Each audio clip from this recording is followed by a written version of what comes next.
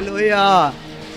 ಆಕೆ ಹೋಗಿ ಆತನು ಹೇಳಿದಂತೆ ಮಾಡಲು ಏನ್ ಮಾಡಲು, ಮನುಷ್ಯನಾದಂತ ಸೇವಕನ ಬಾಯಿಂದ ಬಂದಂತ ಮಾತಿನ ಪ್ರಕಾರ ದೇವರ ಮಾತಿಗೆ ವಿಧೇಯಳಾದ್ಲು. ಎರಡನೇದಾಗಿ ವಿಶ್ವಾಸವನ್ನ ಇಟ್ಲು. ಮೂರನೇದಾಗಿ ಏನಂತೆ, ಮಡಕೆ ಹೆಂಗಪ್ಪ ಉಕ್ತದೆ ಇಟ್ಟು, ಹೆಂಗಪ್ಪ ಉಕ್ತದೆ ಎಣ್ಣೆ, ಇದನ್ನ ಯೋಚಿಸ್ತಿಲ್ಲ. ಯಾರು ತಂದೆ ಅದ್ರ ಮೇಲೆ ತುಂಬುತ್ತಾರೆ ಅನ್ನೋದು ಯೋಚಿಸ್ತಿಲ್ಲ. ಹೇಗೆ ಸಾಧ್ಯ ಅನ್ನೋದನ್ನ ಯೋಚಿಸ್ತಿಲ್ಲ. ಪರಿಸ್ಥಿತಿಯನ್ನ ನೋಡ್ಲಿಲ್ಲ, ಆಕೆ ಆಡ್ಕೊಳ್ಳೋರನ್ನ ನೋಡ್ಲಿಲ್ಲ, ಮುಂದಿರುವ ಸಾವನ್ನ ನೋಡ್ಲಿಲ್ಲ. ಮಗನು ಸಾಯುವಂತ ದಿನಗಳು ಒದ್ದಾಡುವಂತ ಕಣ್ಣು ಮುಂದೆ ನೆನಪಿತ್ತಲ್ಲ, ಆ ನೆನಪುಗಳನ್ನ ಜ್ಞಾಪಕ ಮಾಡ್ಕೊಳ್ಳಿಲ್ಲ. ಅವಳು ಪರಿಸ್ಥಿತಿಗಳನ್ನ ಎಲ್ಲವನ್ನ ಮರೆತಲು. ಆಕೆ ದೇವ ಮಾತಿಗೆ ಮಾತ್ರ ವಿಧೇಯಳಾದ್ಲು. ದೇವ ಮನುಷ್ಯನ ಮೂಲಕವಾಗಿ ಬಂದಂತ ಮಾತಿಗೆ ವಿಶ್ವಾಸನೆ ಇಟ್ಲು. ಮೂರನೇದಾಗಿ ಕ್ರಿಯೆ ಮಾಡ್ತಿದ್ದಾಳೆ. ಹೋಗಿ ರೊಟ್ಟಿಯನ್ನ ತಟ್ಟಿದ್ದೇನೆ, ಎಲ್ಲಿನಿಗೆ ಒಂದು ರೊಟ್ಟಿಯನ್ನ ಮಾಡಿಕೊಂಡು ಬರ್ತಿದ್ದಾಳೆ. ಹಲ್ಲೆಲೂಯಾ. ಏಲಿನಲ್ಲಿದ್ದಾಗ ನೀನೊಬ್ಬ ವಿಶ್ವಾಸಿ ಆಗಿರ್ಬೋದು, ನೀನು ದೇವ ಮಗನ ಮಗಳಾಗಿರ್ಬೋದು, ನೀವು ಹಿರಿಯರಾಗಿರ್ಬೋದು. ನಮ್ಮಲ್ಲಿ ಇರಬೇಕಾದ ವಿಶ್ವಾಸದಲ್ಲಿ 3 ಗುಣ ಏನು ಗೊತ್ತಾ? ಒಂದು, ದೇವರಿಗೆ ವಿಧೇಯರಾಗಬೇಕು. ಎರಡನೇದಾಗಿ ವಿಶ್ವಾಸವನ್ನು ಇಡಬೇಕು. ಮೂರನೇದಾಗಿ ಕ್ರಿಯೆ ಮಾಡಬೇಕು. ಹಲ್ಲೆಲೂಯಾ. ಅರ್ಥ ಆಯ್ತಾ? ಸೇವಕನಾಗಿದ್ರು ಕೂಡ, ಲೀಡರ್ ಆಗಿದ್ರು ಕೂಡ, ನಾಯಕರಾಗಿದ್ರು ಕೂಡ ದೇವರ ಮಾತಿಗೆ ವಿಧೇಯರಾಗಬೇಕು. ಹಲ್ಲೆಲೂಯಾ. ಎರಡನೇದಾಗಿ ಆತನ ಮಾತಿಗೆ ನಾವು ವಿಶ್ವಾಸ ಉಳ್ಳವರಾಗಿರಬೇಕು. ಮೂರನೇದಾಗಿ ನಾವು ನಂಬಿಕೆಯಲ್ಲಿ ಕ್ರಿಯೇಟ್ ಮಾಡುವವರಾಗಿರಬೇಕು. ನೀನು ವಿಶ್ವಾಸಿ ಆಗಿದ್ರು ಈ ತಾಯಿ ಮಾಡಿದ ಹಾಗೆ ನಾವು ದೇವರ ಮಾತಿಗೆ ವಿಧೇಯರಾಗಬೇಕು. ಎರಡನೇದಾಗಿ ವಿಶ್ವಾಸವನ್ನು ಇಡಬೇಕು. ಮೂರನೇದಾಗಿ ಕ್ರಿಯೆ ಮಾಡಬೇಕು. ಹಲ್ಲೆಲೂಯಾ. ಈಗ ಏನು ಮಾಡ್ತಿದ್ದಾಳೆ? ದೇವ ಮನುಷ್ಯನು ಹೇಳಿದ ಹಾಗೆ ಹೋಗಿ ಮಾಡಿದಳು. ಏನ್ ಮಾಡಿದ್ಲು? ರೊಟ್ಟಿಯನ್ನ ಮಾಡ್ತಿದ್ದಾಳೆ. Hallelujah, hallelujah.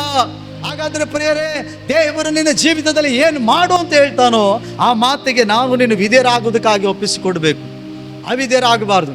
ಎರಡನೇದಾಗಿ ಅದರ ಮೇಲೆ ವಿಶ್ವಾಸ ಇಡೋದನ್ನು ಕಲಿಬೇಕು, ಆ ಮಾತಿನ ಮೇಲೆ. ಮೂರನೇದಾಗಿ ಅದನ್ನ ಕ್ರಿಯೆ ಮೂಲಕವಾಗಿ ಮಾಡೋದನ್ನು ತೋರಿಸ್ಬೇಕು. ನಂಬಿದ್ದೀನಿ ನಾನು, ದೇವ್ರು ನಂಬಿದ್ದೀನಿ, ನಾನು ದೇವ್ರು ನಂಬಿದ್ದೀನಿ, ನಾನು ದೇವ್ರು ನಂಬಿದ್ದೀನಿ, ದೇವ್ರು ಮಾತಾಡ್ದ. ಹಿಂಗೆ ಹೇಳಿದ್ರೆ ಸಾಲದು, ಕ್ರಿಯೆ ಇರಬೇಕು. ನಂಬಿಕೆಯಿಂದ ಕ್ರಿಯೆ ಮಾಡಬೇಕು ನಾವು. ಹಲ್ಲೆಲೂಯಾ. ಅರ್ಥ ಆಯ್ತಾ? ಮಗನ ಸಾಯುವುದನ್ನು ಕಣ್ಣು ಮುಂದೆ ತೆಗೆದುಕೊಳ್ಳಿಲ್ಲ. ಮುಂದೆ ಪರಿಸ್ಥಿತಿ ಏನಾಗ್ತದೋ ಗೊತ್ತಿಲ್ಲ.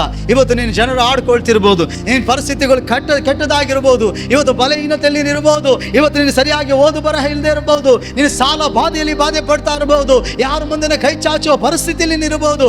ದೇವರು ನಿನಗೆ ಏನು ಹೇಳ್ತಾನೋ ಅದಕ್ಕೆ ಮಾತ್ರ ವಿಧೇಯನಾಗು. ಪರಿಸ್ಥಿತಿ ನೋಡ್ಬೇಡ, ಅದೇನಾರಾಗಲಿ.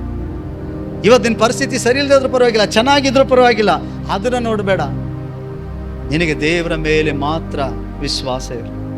ಹಲ್ಲೆಲೂಯಾ. ದೇವರು ನಿನಗೆ ಏನು ಹೇಳ್ತಾನೆ ಅದರ ಮೇಲೆ ನಿನಗೆ ವಿಧೇಯತ್ವ ತೋರಿಸು.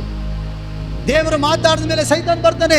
ಸೈತಾನ್ ಹೇಳ್ತಾನೆ, ನೋಡಿ ಇಷ್ಟು ದಿನ ಪ್ರಾರ್ಥನೆ ಮಾಡಿದಾಗಲೇ ಆಗಲಿಲ್ಲ, ಇಷ್ಟು ದಿನ ಚರ್ಚ್ಗೆ ಹೋದಾಗಲೇ ಆಗಲಿಲ್ಲ, ಇಷ್ಟು ದಿನ ಉಪವಾಸ ಮಾಡಿದಾಗಲೇ ಆಗಲಿಲ್ಲ, ಈಗೇನು ಹೊಸದಾಗಿ ಆಗ್ಬಿಡ್ತದೆ, ಈಗೇನು ಬದಲಾಗ್ಬಿಡ್ತದ, ಈಗೇನು ಮೊಳಕೆಯಲ್ಲಿ ಇಟ್ಟು ಬಂದ್ಬಿಡ್ತದ, ಈಗೇನಾದ್ರೂ ಎಣ್ಣೆ ಉಕ್ಕಿ ಉಕ್ಕಿ ಉಕ್ಕಿ ನಿನ್ನ ಮನೇಲಿ ಬಂದ್ಬಿಡ್ತದ?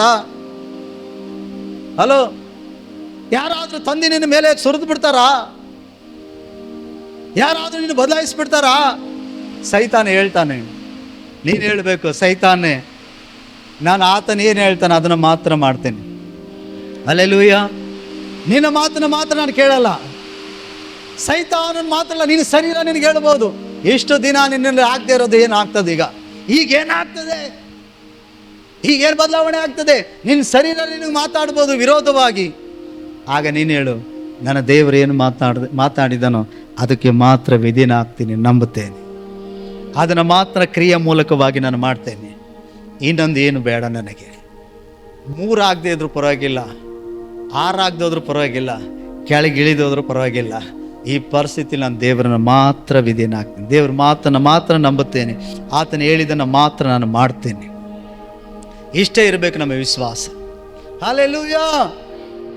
ಪರಿಸ್ಥಿತಿ ಯೋಚನೆ ಮಾಡಲಿಲ್ಲ. ನಾನು ಹೇಳಿದ್ದೆಲ್ಲ ಅರ್ಥ ಆಯ್ತಾ? ವಿಧವೆ ಸಾವು ಜೀವದ ಮಧ್ಯದಲ್ಲಿ ಹೇಗೆ ರೊಟ್ಟಿ ಮಾಡ್ಕೊಂಡು ಬಂದು ಕೊಡ್ತಾಳೆ? ಎಲ್ಲಿಂದ ಬಂದಂಥ ವ್ಯಕ್ತಿ ಅದುವರೆಗೂ ಎಲಿನ ಪರಿಚಯ ಆಗಿಲ್ಲ ಆಕೆ. ಆ ವಿಧವೆನ ಎಲಿಯ ನೋಡಿಲ್ಲ, ಆ ವಿಧವೆನ ಎಲಿನ ವಿಧವೆ ನೋಡಿಲ್ಲ, ಒಬ್ರಿಗೊಬ್ಬರು ಭೇಟಿನೇ ಇಲ್ಲ, ಮಾತನಾಡೇ ಇಲ್ಲ. ಹೇಗೆ ಆತನ ಮಾತಿನ ಮೇಲೆ ವಿಶ್ವಾಸ ಬಂದು ರೊಟ್ಟಿ ಮಾಡಿ ತಂದು ಕೊಡಕ್ಕೆ ಸಾಧ್ಯ? ಇಂಥ ಬರಗಾಲದಲ್ಲಿ, ಇಂಥ ಪರಿಸ್ಥಿತಿಗಳಲ್ಲಿ ನೀವು ಬದುಕೋದೇ ಕಷ್ಟ, ನೀವು ಜೀವನ ಮಾಡೋದೇ ಕಷ್ಟ, ನೀವು ಸಾಲಗಳು ತೀರಿಸ್ಕೊಳ್ಳೋದೇ ಕಷ್ಟ, ನಿಮಗೆ ದುಡಿಮೆ ಇಲ್ಲ, ನಿಮಗೆ ಒಳ್ಳೆತನ ಇಲ್ಲ. ನೀವು ಮತ್ತೊಬ್ಬರು ಕೊಡಿ ಅಂದರೆ ಕೊಡ್ತೀರಾ? ಕೊಡಿ ಅಂದರೆ ಕೊಡ್ತೀರಾ? ಅಯ್ಯೋ ಹೋಗಿ ನೀನು ಹಳ್ಳೆ. ಅದೇನು ಅಂತಾರಲ್ಲ, ಏನಂತಾರೆ, ತರಕ್ಕೆ ತಿನ್ನೋರ್ಥ ಬಂದು ಹಪ್ಳ ಕೇಳ್ದಂಗೆ ಅಂತಾರೆ ಅಲ್ವಾ? ಏನು ತಿಂತಾರಂತೆ ಇವರು? ತರಗೆಲೆ. ತರಗೆಲೆ ಅಂದ್ರೆ ಗೊತ್ತಾ? ನಿಮಗೆಲ್ಲ ಗೊತ್ತೈತಿ, ಹಳ್ಳಿಯವರಲ್ವಾ? ಹೌದಲ್ಲ ಇವ್ರೆ? ಏನು ತರಗೆಲೆ ಅಂದರೆ? ಬುದ್ರೋಗಿರ್ತದಲ್ಲ, ಅದಕ್ಕೆ ತಗರೆ ಎಲೆ ಅನ್ನೋದು. ಅಂದರೆ ಒಣಗೋಗಿರೋ ಎಲೆ ಅಂತ ಅರ್ಥ. ಹಲ್ಲೆಲೂಯಾ. ಏನೋ ಹೇಳ್ತಾರೆ, ತೆರಿಗೆಲೆ ತಿನ್ನೋರ್ಥ ಬಂದು ಏನಂತೆ ಹಪ್ಳ ಕೊಡು ಅಂತ ಕೇಳ್ದಂಗೆ ಆಯ್ತು. ನಾವೇ ತಿಂತಾರದೇನೋ ಒಣಗಿಲ್ದೆಲೆ, ನೆಂಚ್ಕೊಳ್ಳೋಕೆ ಏನಾರು ಹಪ್ಳ ಇದ್ರೆ ಕೊಡು ಅಂತ ಕೇಳ್ತಾರೆ. ಸರಿನಾ ಇದು? ನೀವೇನಂತೀರಿ? ಹಿಂಗಂತೀರಿ.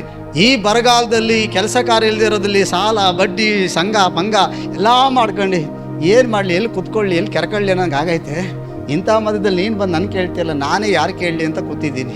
ನಾನು ಯಾತೋ ಕೈ ಹೊಡ್ಲಿ ಅಂತ ಕೂತಿದ್ದೀನಿ, ಏನು ತಗೊಂಡು ಆಡ ಇಡಲಿ ಅಂತ ಕೂತಿದ್ದೀನಿ. ನಾನೇ ಯೋಚನೆ ಮಾಡ್ತಾ ಕೂತಿದ್ದೀನಿ, ನೀನು ಬಂದು ನನ್ನ ಕೇಳ್ತೀಯಲ್ಲಪ್ಪ ಅಲ್ವಾ? ಇಂಥ ಪರಿಸ್ಥಿತಿಯಲ್ಲಿ ನೀವು ದೇವ್ರಿಗೆ ವಿಧೇಯರಾಗ್ತೀರಾ? ದೇವ್ರ ನಂಬೋದಾ? ದೇವ್ರು ಹೇಳ್ದಂಗೆ ಕ್ರಿಯೆ ಮಾಡ್ತೀರಾ? ದೇವ್ರ ರಾಜ್ಯಕ್ಕೆ ಕೊಡ್ರಿ, ದಸಂಭಾಗ ಕೊಡ್ರಿ, ಕಾಣಿಕೆ ಕೊಡಿ ಅಂದರೆ ಕೊಡ್ತೀವಾ? ಅಯ್ಯೋ ದೇವ್ರೆ. ಒಂದು ವೇಳೆ ನೀವು ವಿಧೇಯರಾಗ್ಬೋದು, ಒಂದು ವೇಳೆ ನಂಬಬಹುದು. ಇಡೀ ಬಿಡು, ಲಾಸ್ಟ್ ಪರಿಸ್ಥಿತಿ ಇನ್ನೊಂದು ಸಾರಿ ನಂಬಕೈತೆ. ದೇವ್ರು ಏನಾದರೂ ಮಾಡಿದ್ರೆ ಮಾಡಲಿ, ನೀರ್ಗಾರ ಹಾಕ್ಲಿ ಹಾಲ್ಗಾರ ಹಾಕ್ಲಿ. ಒಂದು ವೇಳೆ ವಿಧೇಯರು ಆಗ್ಬೋದು, ನಂಬೋದು, ಆದರೆ ಕ್ರಿಯೆ ಮಾಡೋಕ್ಕಾಗಲ್ಲ. ಏನು ಮಾಡೋಕ್ಕಾಗಲ್ಲ ಅಲ್ವಾ? ಹೌದಲ್ವಾ? ಏನು ಮಾಡೋಕ್ಕಾಗಲ್ಲ ಹೇಳ್ರಿ? ಏನು ಮಾಡೋಕ್ಕಾಗಲ್ಲ?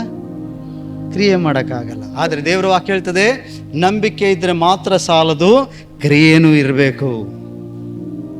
ಹಲ್ಲೆಲೂಯಾ. ಪರಿಸ್ಥಿತಿ ಏನಾಗಿರಲಿ, ದೇವ್ರು ಏನು ಹೇಳಿದಾನೋ ಅದಕ್ಕೆ ಮಾತ್ರ ನಾವು ನಡ್ಕೋಬೇಕು. ದೇವ್ರಿನ ಜೊತೆ ಏನು ಹೇಳಿದಾನೋ ಅದನ್ನು ಮಾಡು.